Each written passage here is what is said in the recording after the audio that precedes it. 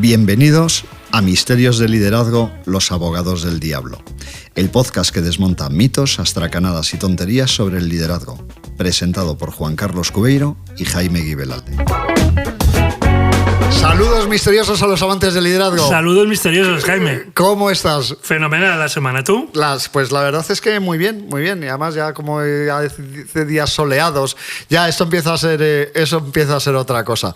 Oye, ¿sabes el tema del que vamos a hablar hoy, no? Un tema interesante. Lo anunciamos hace unos días. Tiene que ser muy interesante porque si no, nuestros oyentes se van. Oye, por cierto, Juan Carlos, solo a título de curiosidad y dando las gracias especialmente a todos nuestros oyentes, que es curioso en los países en los que tenemos oyentes, en Suecia, claro, en Australia, en Suiza, en diferentes países de Sudamérica, en Colombia, en fin, tenemos en los 5 continentes. Tenemos una representación bastante nutrida de países. Oye, vamos a hablar de ese tema interesantísimo que es liderazgo y legado. Legado. Sí, señor. ¿Qué es eso de legado, Juan Carlos? Venga. Pues es una cosa que tiene que ver con el liderazgo, pero que lógicamente procede del derecho, de la relación entre un conjunto de bienes, un testador que hace testamento y unos herederos que lo reciben y no tienen otra cosa que hacer que recibirlo. En el mundo del liderazgo, en el mundo de las empresas, quiere decir que dejas pozo, dejas huella, como hemos dicho muchas veces, y por lo tanto se te recuerda. Citando a mi gran amigo Juan Luis Galiardo, uno está vivo mientras le recuerdan. Sí, señor. Hay una frase que me gusta mucho que dice que sé el cambio que deseas ver en el mundo. Es una cosa como muy elevada, es de Mahatma Gandhi, que es un tipo pues enormemente interesante y es un tío que dejó bastante legado. Por cierto, Juan Carlos, hablando de legado, comentábamos hace unos días sobre Yoda, el personaje de la... Sí. Para ti en Star Wars, en la Guerra de las Galaxias, como decíamos, ¿quién deja legado? Hay un buen amigo mío que dice que dejan legado dos personajes. ¿Ah, sí? Uno es Yoda, sí, y el otro es Darth Vader. Claro. ¿Y por qué puede ser? Porque es la lucha del bien y el mal, ¿no? Los Jedis y los... Pero oye, antes de eso, porque salió en alguna ocasión, y ahora vamos con el legado de Yoda y Darth Vader, tenemos las claves sobre por qué Yoda habla al revés. Sí, porque George Lucas lo ha dicho en una universidad americana. Pero esto se hace 4 días, es una primicia. 4 días. No lo había revelado en 50 años y lo ha dicho en las últimas semanas. Sí, seguro que es menos sofisticado de lo que nos imaginamos. Sí, bueno, pero ¿lo dices tú, lo digo yo? No, lo digo. Ah, bueno. No, ya sabes, bueno, todos nuestros oyentes saben que George Lucas estudió mucho mitología para crear una mitología alternativa. Los personajes de la Guerra de las Galaxias. Y a la vez hacerlo para un público juvenil, infantil. Entonces, él ha confesado, ya mayor, que se le ocurrió, como Yoda es un filósofo, y además pequeñito, nada que ver con los super. Bueno, a mí me resultaba atractivo porque era alguien más bajito que yo, que en caso de lío pues le podía canear. Y más verde que tú, pero... Y mucho más verde. Digamos, lo lleva Luke Skywalker en la mochila, creo que en el episodio 2, en el Imperio Contraataca, considerada una de las secuelas mejores de la historia del cine. Y entonces, para que la gente se fijara en él, que en el personaje, y marcara, pues no solamente hablaba bajito, sino que hablaba al revés. Y esa es la gracia por la que el maestro Yoda, según George Lucas, que lo creó, pues hablaba al revés. Al final era una marioneta. A mí nunca me pareció un tipo fiable, pero es verdad que yo cuando empezaba la película de la Guerra de las Galaxias y salían los títulos esos así, como en forma triangular, poquito a poco, a los 2 minutos estaba durmiendo. O sea, Pero bueno, es que la música de John Williams también, que tiene... Invitaba a la relajación. Oye, ¿qué define el legado de un líder, Juan Carlos? Venga, vamos a meternos en el tema. Pues eso es muy curioso, porque cuando lo ves desde la experiencia... Primero, condición que parece imprescindible, ser consciente de lo que quieres, y lo hablaremos de grandes líderes sociales, probablemente has hablado del Dalai Lama, de Mahatma Gandhi. Sí, hablaremos de otros. Y hablaremos de otros. Sí. Pues ser consciente de la perspectiva es parte del liderazgo, es decir, no es todo urgente, todo inmediato, todo sino... Cuando hablas de perspectiva, ¿sería razonable asimilarlo a la visión en una compañía? Sí, a 3 años, a 5 años, a 50 años, como puede hacer Toyota, ¿no? El creador de Toyota. Entonces eso, y luego evidentemente el legado tiene que ver con las ideas y tiene que ver con las personas. Es decir, todo lo contrario que algunas empresas que después de el diluvio que parecen faraones que se entierran y se entierran con sus bienes, con su tal, y después de la compañía no hay nada, todo lo contrario. Bueno, yo lo que creo, Juan Carlos, haciendo la lectura conceptual, no estoy seguro del todo si el legado, me imagino la respuesta que vas a dar, pero me cuestiono si el legado puede ser positivo o puede ser negativo. Claro. O cuando hablamos de legado solo hablamos en positivo, que es lo más habitual. No, positivo y negativo. Pero es cierto que me vienen a la cabeza diferentes jefes en compañías multinacionales que lo que han dejado son unos legados de podedumbre horrorosos, de mezquindad, de rencores, de odios y de cosas muy desagradables. Claro. Y me vienen a la cabeza personajes extraordinarios que lo que han dejado es una legión de seguidores, de gente que pretendía imitarlos, de gente con recuerdos cariñosos y bonitos. ¿Cómo opera esto en las organizaciones, Juan Carlos? Pues opera voluntaria e involuntariamente, como estás diciendo. Es decir, normalmente aquellas personas que se creen de verdad el liderazgo desde un punto de vista humilde y de impacto, pues hacen todo lo posible para que sobreviva la organización. Es una cuestión de sostenibilidad. Ajá. Y como muy bien dices, de sostenibilidad empresarial. Empresarial a través de la cultura. Y aquellos inconscientemente que es yo soy el único, yo soy el rey, el rey no en el sentido el rey en el sentido cretino, sí. Cretino, sí, el llanero solitario, el único, pues después de mí no hay nadie tan genial, tan brillante, y entonces el tema desaparecerá de una manera o de otra, ¿no?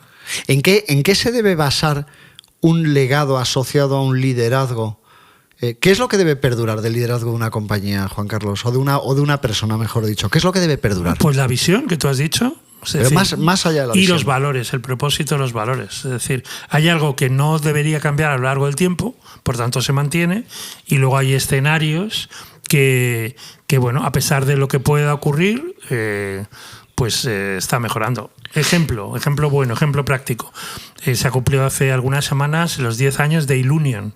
Ilunion es una idea entre Fundación, Grupo Social 11, etcétera, de las empresas para que hubiera sinergias. Y bueno, algunos estábamos a principio del año 20, antes de la pandemia, sin saber lo que podía pasar y demás. Evidentemente nadie en un plan estratégico en Ilunion podía pensar que llegaría una pandemia. Era absolutamente... ¿Significa eso que lo hicieron peor de lo que tenían previsto? No, significa que, como creo que fue Eisenhower, los planes no están para cumplirlos, para saber qué hacer cuando no se pueden cumplir, y han batido récords en creación de empleo totalmente. Y en diversidad, ¿no? En atraer y darle un empleo a personas con otras capacidades, con discapacidad, como dicen ellos mismos, y por tanto es un modelo de éxito independientemente de circunstancias adversas que nadie podía imaginar. Totalmente, eso es legado. ¿Cuánto tiene que ver eso con que nos van a recordar por cómo nos hemos portado con las personas y no con los resultados que hemos tenido? Nos van a recordar por lo que hicimos, no por lo que dijimos. Ajá. En algún momento hemos recordado aquella frase de Oliver Wendell Holmes de lo que haces habla tan alto, y en el legado más, que no te deja recordar lo que dices. Ajá. Antes hablaba de Galeardo, pues ¿qué queda de Galeardo? Un actorazo en teatro que produjo El Avaro, por ejemplo, que fue actor de teatro en una obra brillante que se llama Humo, y además el galán del cine español, que se atrevió a ir a México, a globalizarse, y luego volver a una serie muy recordada de Antonio Mercero, que fue Turno de Oficio. Turno de Oficio, señor, con otro personaje que se llama Pedete Lúcido, que era un señor que se llama Juan Echanove, que debía tener 20 años o una cosa así. Muy jovencito, Juan Echanove. ¿Cómo puede inspirar a otros un líder con su legado, Juan Carlos?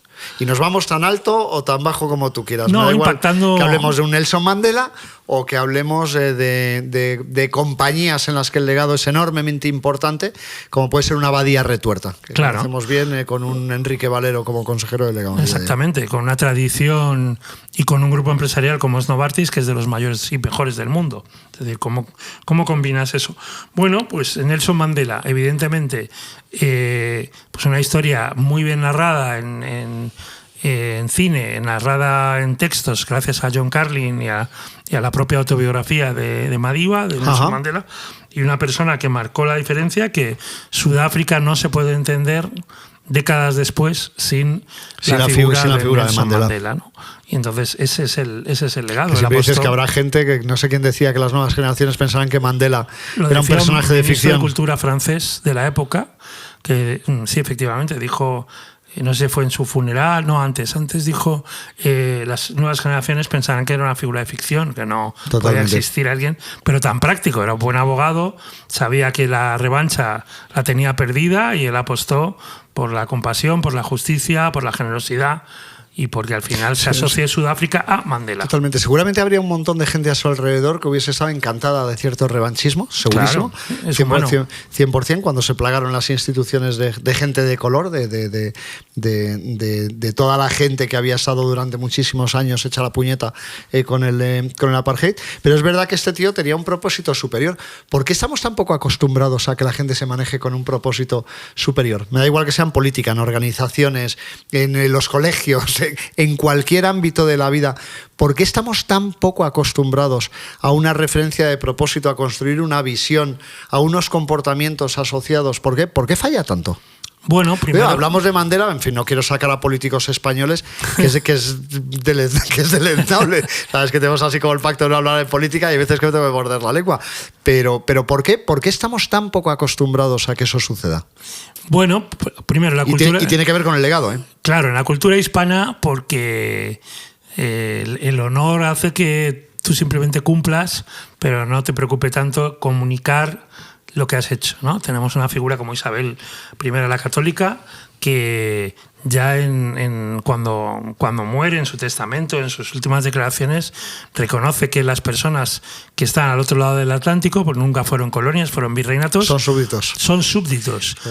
Abraham Lincoln tardó 380 años en abdicar y en abolir. Totalmente. Hay un cuadro de Rosales en el Museo del Prado, por tirarme un poco el pisto, que se llama El Testamento de Isabel la Católica, y que cuando profundizas en ese cuadro por los personajes que aparecen, en fin, salen muchas cosas pues del legado de Isabel la Católica, pero porque tenía un propósito muy claro, que era un propósito de integración de todas las partes del reino, y uno de ellos fue a los indios de las Canarias y de Allende los Mares, era tratarlos como súbditos con todos los derechos, o sea, absolutamente explícito. Claro. Hay una universidad, Isabel I, reciente, en Burgos, pero no es una figura que, digamos, casi se considera hasta franquista referirte a Isabel la Católica, cuando pues todos deberíamos reconocer su legado. Buena parte de lo que es la España actual, buena parte de que comprara imprentas como una colaboración público-privada, sí, diríamos hoy. Por supuesto, la aventura, nunca mejor dicho, de Cristóbal Colón. Es inconcebible sin una mujer en esa época, siglo XV, que no tenía que haber sido reina, pero que al final las vicisitudes una serie de rebotes lo fue. Y que generó una política de alianzas, por supuesto, con la Corona de Aragón para empezar, pero luego también con Portugal, con los Países Bajos o Flandes, etcétera, que la Europa del Renacimiento y posterior es inconcebible sin Isabel la Católica. Totalmente. Es un legado que no normalmente... Pero podemos pasar por determinados personajes del siglo XVI, del siglo XVII, que seguramente, no sé, cuando piensas en un Carlos I, el primero de España, tu buen amigo Felipe II. Cuando piensas en Felipe II, cuando piensas en determinados monarcas, te das cuenta de que tenían visión, propósito y seguramente un determinado tipo de legado. La leyenda negra es una cosa absolutamente gilipollesca y tiene que ver con la capacidad de lectura y estudio. Ya me ha levantado Juan Carlos el dedo para decirme que no digas palabrotas, pero bueno, ya veremos si lo dejamos o lo quitamos.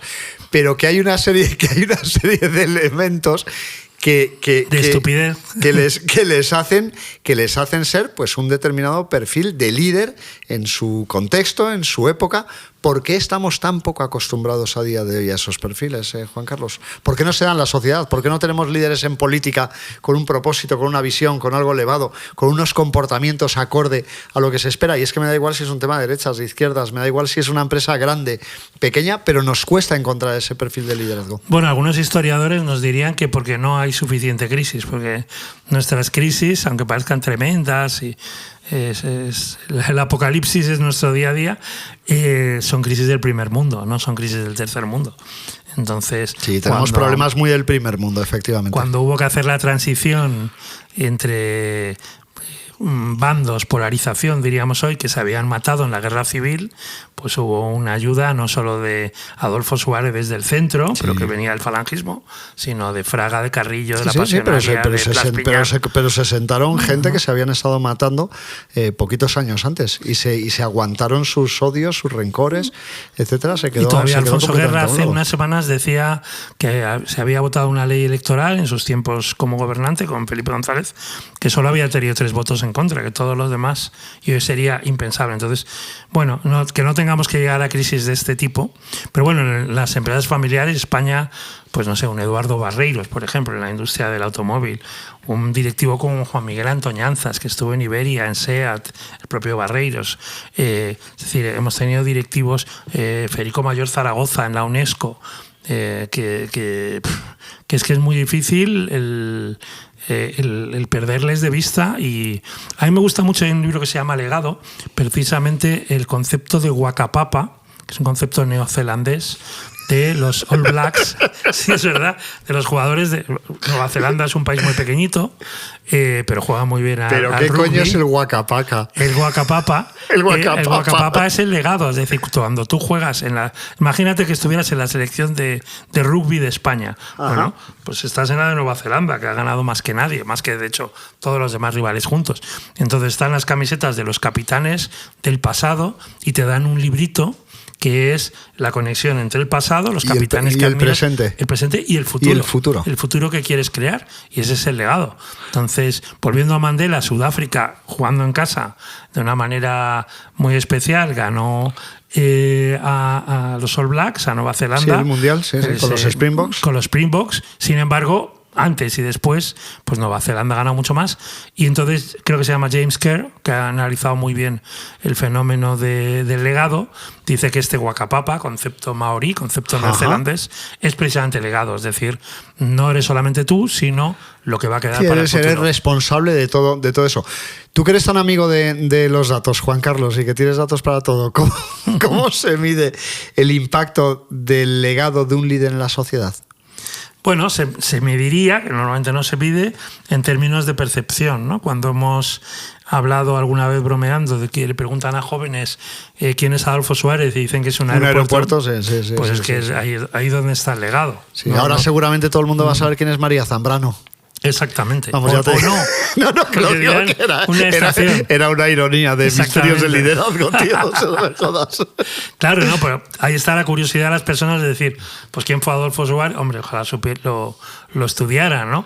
O María Zambrano o cualquier persona. O Almudena Grandes, porque decir así dos a o mí, tres. por ejemplo, me parece, bueno, a los que nos gusta la curiosidad, los nombres de las calles, ¿no? Yo vivo en Ingeniero Emilio Herrera y hay un personaje, hay un episodio del Ministerio del Tiempo, de la serie que hace Onza Producciones, que sale el ingeniero y le agradecen los astronautas de la misión Apolo que llegan a la Luna, que el traje está basado... Era el del traje. Era el del traje de astronauta, que desgraciadamente tuvo que exiliarse.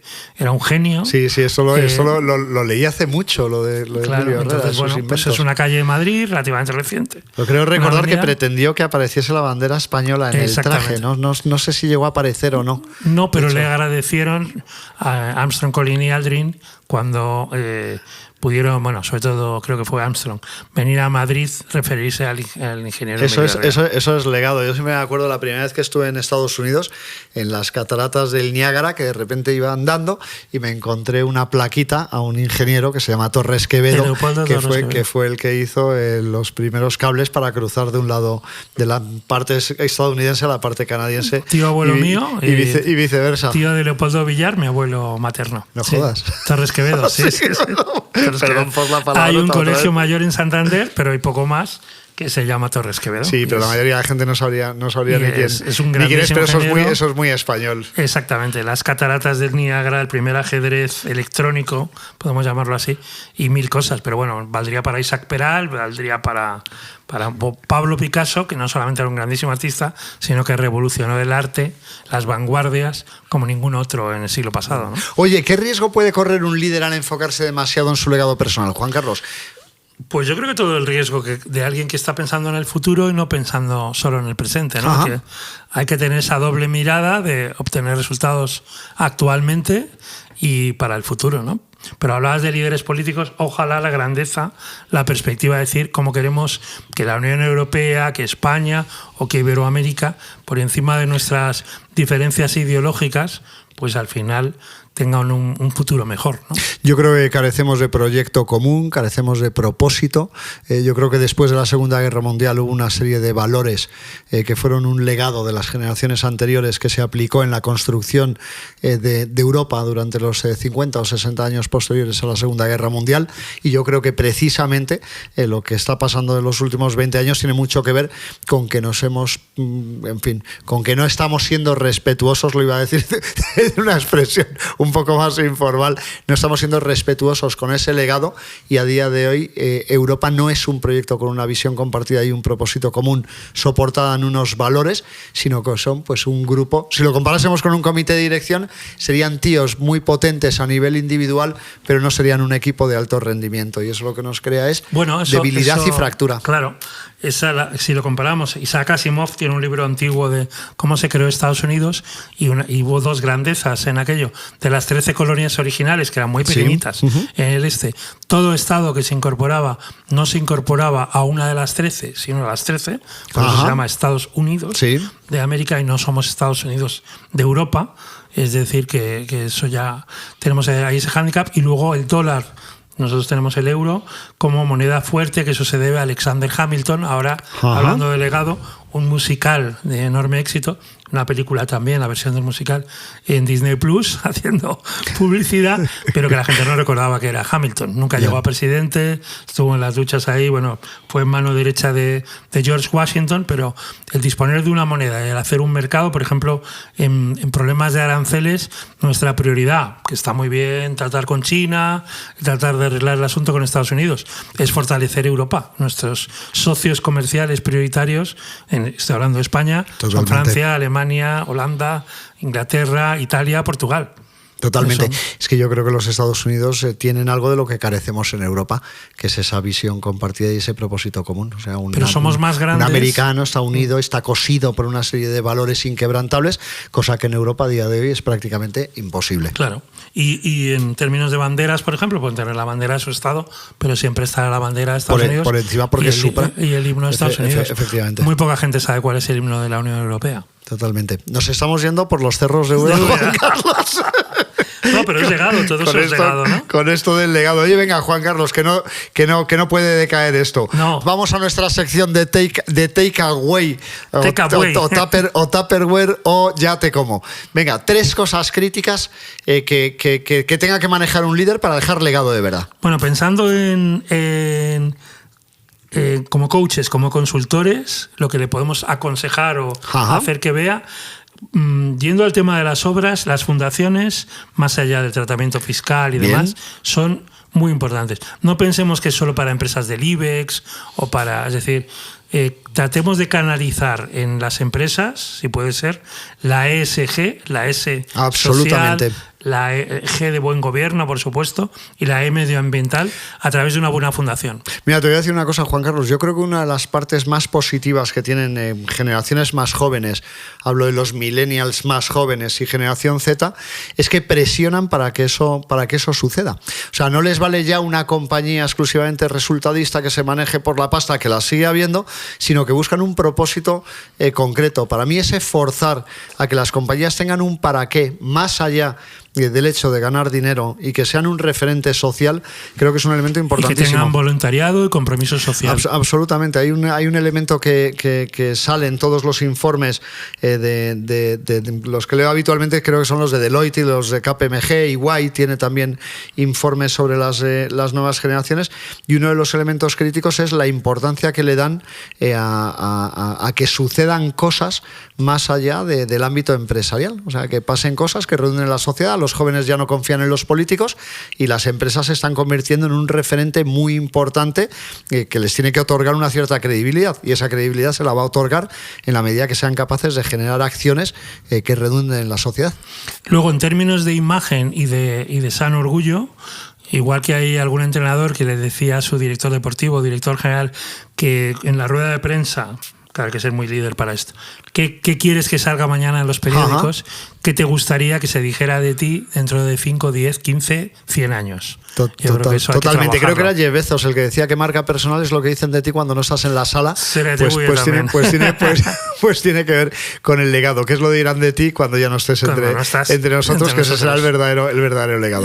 Oye, no nos pongamos tristes así con que nos vamos a morir, que algún día nos tocará, pero yo creo que hasta aquí nuestro programa. Y que siempre estaremos vivos mientras nos recuerden. Absolutamente. ¿De quién es eso, Juan Carlos? Galiardo, sí, señor. Oye, muchísimas gracias, Juan Carlos. Gracias a ti, gracias a mí, gracias a Cristina de Guapísimo con W. Y hasta la semana que viene. Hasta la semana que viene.